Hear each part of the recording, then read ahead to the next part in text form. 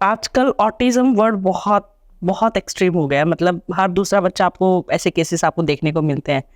तो ये सारा क्या दिमाग का खेल है ऑटिज्म में?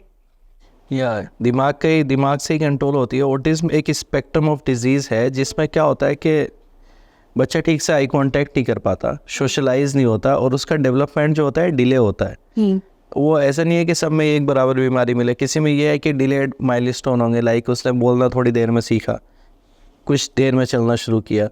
कुछ बच्चे उस स्पेक्ट्रम के जो बिल्कुल लोअर एंड पर होते हैं वो ऐसे होता है कि वो टोटली डिपेंडेंट होता है, तो वो ब्रेन से ही होता है।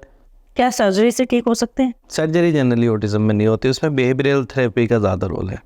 कैसे, मतलब अगर एक आपके पास आते होंगे ऑटिज्म के केस में? बेसिकली ऑटिज्म न्यूरोसर्जन के पास नहीं आते, वो पीडियाट्रिशियंस के पास या साइकेट्रिस्ट के पास जाते हैं। लेकिन उसमें होता ये है कि जनरली हम किसी को बच्चे को जब बचपन में सिखाते हैं तो बार बार सिखाना पड़ता है उसको, कोई भी चीज़ कोई भी स्किल जब हम बच्चे रेज करते हैं तो बार बार सिखानी पड़ती है।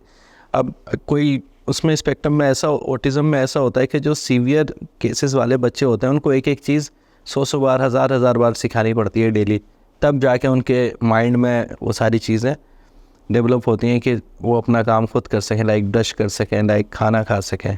और जो मतलब अपर लेवल वाले होता है जिनमें लो लेवल की प्रॉब्लम होती है, उनमें थोड़ी सी सिखाने से वो लोग चीज़ें सीख जाते हैं। पर वो एक न्यूरोसर्जन के पास क्यों नहीं जाते? क्योंकि ग्रोथ या जिसे कहेंगे डेवलपमेंट तो ब्रेन की नहीं हो रही है ना, तो फिर वहाँ जाना चाहिए।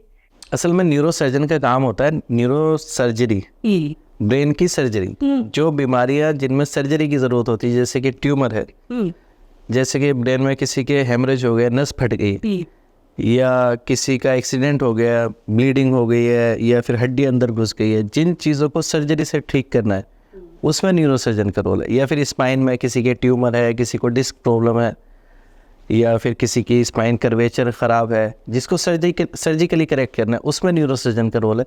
बाकी जो मेडिसिनल चीज़ें होती हैं, जैसे पार्किंसन होता है, हाथ हिलता है लोगों का, जिसमें वो न्यूरोलॉजिस्ट के पास जाती हैं। और बच्चों की जो डेवलपमेंटल चीज़ें हैं, चाहे वो ब्रेन की हों या किसी और चीज़ की हों, वो पीडियाट्रिशियन के पास ही रहता है। अलग अलग डोमेन डिवाइडेड है बेसिकली।